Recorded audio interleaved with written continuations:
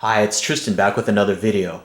And this video I'm going to talk about why I don't think it makes sense to rent your cable modem or your DSL modem. You really should purchase that. For example, Comcast is now charging $8 a month for the rental of a cable modem.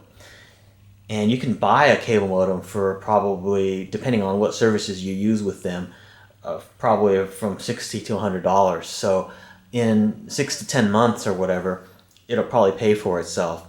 And even if you end up quitting the service within 6 to 10 months or something, to where it hasn't really paid for itself yet, you can always just sell it on eBay for a good portion of what you bought it for. So let's say you bought a cable modem for, let's say 70 or 80 bucks. You could probably sell it on eBay for 50 bucks, or something, and recoup a lot of your money.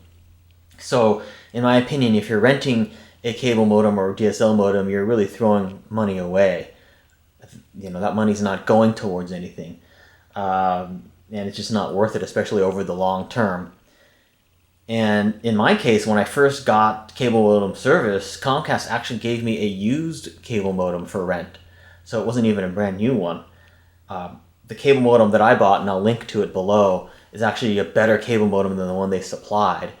And it has like 8 channels and all this kind of stuff. It's a Motorola SB, can't remember the exact model number, but I'll post the link below. So it's a good one. It's better than the one they supplied. The only way I can see renting a cable modem makes any sense would be if the services that you get through your cable modem service provider are not available in a purchased cable modem. For instance, voice services, a landline telephone, things like that. I know, at least in my area, Comcast, if you have those services, voice and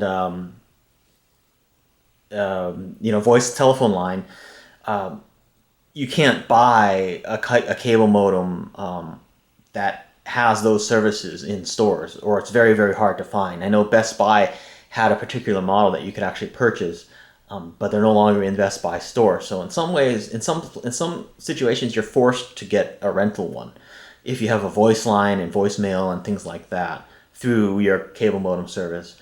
But if you just have high-speed internet, then you can just buy a cable modem, and you save a lot of money over the long term that way. And this also goes for ADSL as well.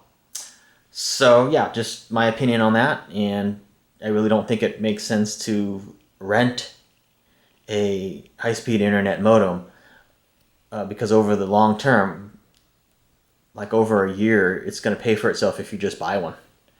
Thanks, see you in my next video.